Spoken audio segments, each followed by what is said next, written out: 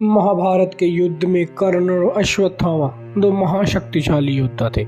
यदि इन दोनों के साथ छलना किया गया होता तो महाभारत का युद्ध कौरव कभी भी जीत चुके होते। कहते हैं कि यदि अश्वत्थामा को पहले ही दिन से सेनापति बना दिया जाता तो 3 दिन में युद्ध समाप्त हो जाता, लेकिन अश्वत्थामा को जब युद्ध लगभग हार चुके थे तब सेनापति बनाया गया और उन्होंने तबाही मचा दी। इस तरह यदि कर्ण के साथ छल नहीं किया गया होता तो भी युद्ध का रुख कुछ और ही होता।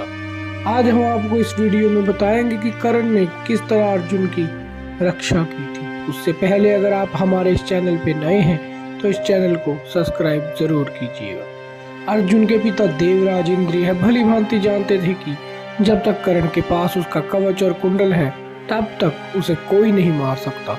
तब श्री कृष्ण की युक्ति अनुसार देवराज इंद्र ने ब्राह्मण बन दानवीन कर्ण से दान में कवच और कुंडल मांग लिए, लेकिन कुछ मील जाकर इंद्र का रथ भूमि में धंस गया।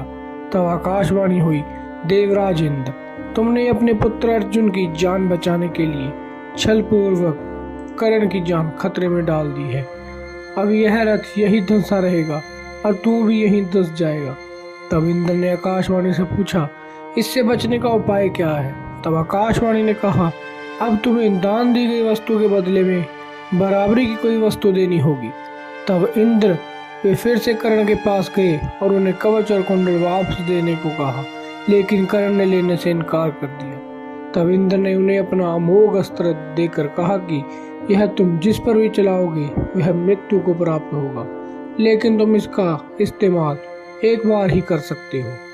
युद्ध में जब घटोत्कच ने कौरवों की सेना को कुचलना शुरू किया तो दुर्योधन घबरा गया और ऐसे में उसे समझ नहीं आ रहा था कि क्या करे। तब श्री कृष्ण ने कर्ण से कहा कि आपके पास अमोघ अस्त्र है जिसके प्रयोग से कोई नहीं बच सकता, तो आप उसे क्यों नहीं चलाते? कर्ण कहने लगा कि ये अस्त्र तो मैंने अर्जुन के लिए बचा रखा है।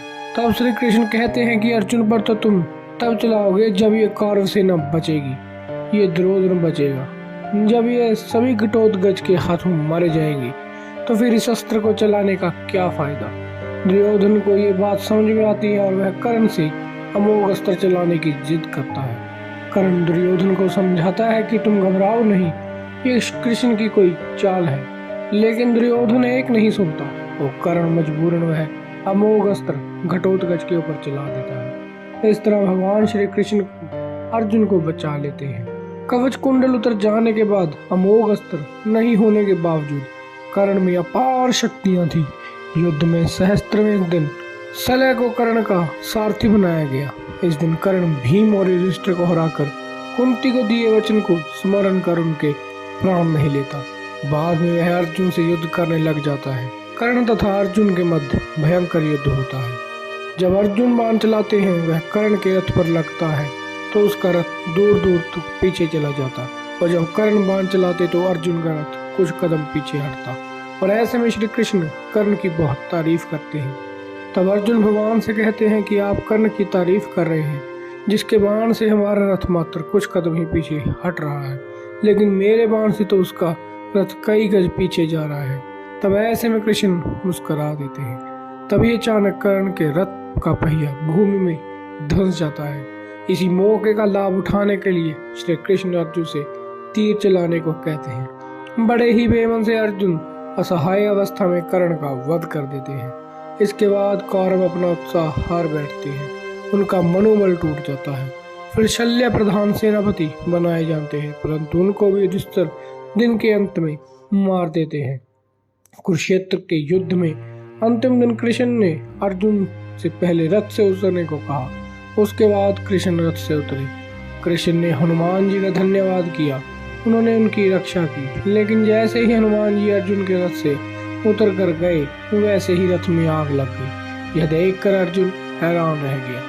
कृष्ण ने उन्हें बताया कि कैसे हनुमान जी उनकी दिव्य अस्त्रों से रक्षा कर रहे थे। यदि हनुमान जी रथ पर विराजमान नहीं होते तो तुम और मैं कर्ण के बाण से इस रथ सहित कभी के आसमान में उड़ गए होते।